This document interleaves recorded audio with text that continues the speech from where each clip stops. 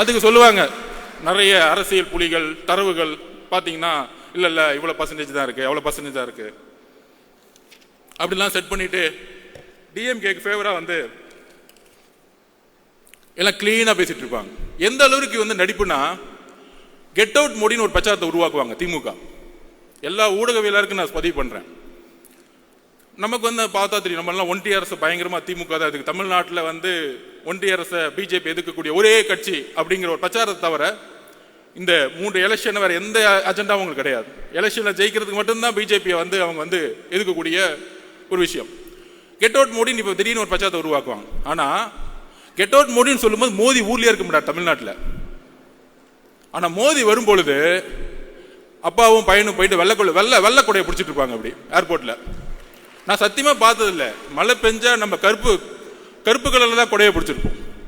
So அந்த அளவிற்கு பிஜேபியோட மறைமுகமாக இப்போ அதிமுக போய் சேர்ந்தாங்க, விமர்சனம் வருது, மக்கள் முன்னாடி நிற்கிறாங்க, மக்கள் வந்து ஏற்றுக்கல, அதனால வந்து அதிமுக தோல்வி வருது, பிஜேபினால தோல்வி வருது.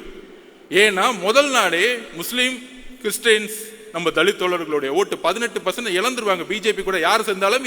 இது எல்லோருக்கும் தெரிந்த அரசியல். அப்போ அட்லீஸ்ட் இந்த மக்கள் முன்னாடி நிற்கிறாங்க, தோல்வியை அக்செப்ட் பண்ணுறாங்க, அவங்க வந்து விமர்சனத்தை எதிர்கொள்கிறாங்க. ஆனால் மிகப்பெரிய ஆபத்து என்ன தெரியுமா, எதிர்க்கிற மாதிரி எதிர்த்துட்டு இங்கே வந்து நாடகம் பண்ணிட்டு இருக்காங்க பார்த்தீங்களா, இந்த அண்ணாமலை அவர்கள் கூடயே வச்சுக்கிட்டு. இதுதான் மிகப்பெரிய ஆபத்து. அதனால தான் நம்ம நாசிசம்னு சொல்கிறோம். முசோலினி ஹிட்லர் 2 பேரும் சேர்ந்துக்கிட்டு ஒரு அரசியலை இங்கே உருவாக்கி கொண்டிருக்கிறார்கள். அந்த அரசியலை தமிழகத்தில் தூக்கி எறியக்கூடிய ஒரே கட்சியாகவும் தலைவராகவும் இருப்பதனால தான் நம்ம மேல இவ்வளவு பெரிய விமர்சனங்கள் வருது. அதை நம்ம புரிஞ்சுக்கணும். ஏன்னா இங்க இருக்க கட்சியில் இருக்கக்கூடிய ஒவ்வொரு நிர்வாகிகளும் அடுத்த 13 மாதங்கள் தேர்தல் பிரச்சாரத்தில் நாம் ஒன்று சேர போறோம். உங்களுக்கு கீழே இருக்கக்கூடிய 70,000 பூத் மெம்பர்ஸ் நீங்க தான்.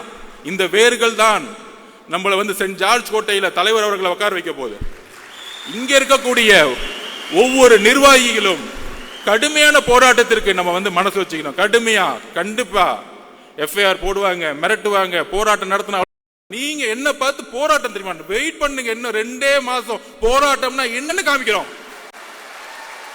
உண்மையான போராட்டத்தை எங்கள் தலைவர் தமிழகத்திற்கு அண்ணாவுக்கு காமிப்பார், ஜெயபிரகாஷ் நாராயண வழியில் காமிப்பார். உண்மையான போராட்டம் என்ன, நாங்கள் உண்மையாக மக்களுக்காக போராட்டத்தை உருவாக்கி கொண்டிருக்கின்றோம். நாங்கள் அதை தெளிவா இருக்கிறோம். நடிக்கணும்னு அவர் சொல்றதா எப்பயுமே நம்ம உண்மையா இருப்போம். ஒரே குறிக்கோள் தான், மக்கள் கிட்ட உண்மையா இருப்போம், சமநிலையா இருப்போம். அதை நிர்வாகக்கூடிய ஒரே கழகம் இன்றைக்கு. எல்லாம் காம்ப்ரமைஸே கிடையாது, எல்லா கட்சியும் காம்ப்ரமைஸ். ஒன்னு மணி, ஒன்னு ஊழல், ஒன்னு குடும்பம், சொல்றதுக்கு ஒண்ணுமே இல்லை. விமர்சிக்கவே வேணாம். இனிமேட்டு நம்மளுடைய உரிமை, நம்மளுடைய கடமையை நோக்கி நம்ம போவோம், மக்கள் கிட்ட போவோம். அதுக்கான போராட்ட களத்தை தலைவர் அவர்கள் கட்சியுடைய கட்டமைப்போடு உருவாக்கி கொண்டிருக்கிறார். அதை நாம் நம்புவோம். எல்லாரும் சொல்ற மாதிரி தலைவர்கிட்ட இன்னைக்கு வந்து ஒரு அதிகாரம் கொடுத்துட்டோம். கூட்டணி எதுவா இருந்தாலும் தலைவர் கையில் நம்ம அதிகாரத்தை கொடுத்துட்டோம். அவருக்கு தெரியும் மக்களோட வழியில் நல்ல முடிவு எடுப்பார். அந்த முடிவு 2026 மாற்றத்தை உருவாக்கும்.